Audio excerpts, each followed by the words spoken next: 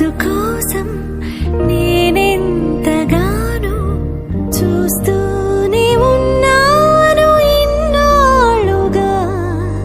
మౌనాలు అన్నీ మాట్లాడుతుంటే కనువిందుగా ఉంది తొలిసారిగా. అపురూపమేగా నాకీ క్షణ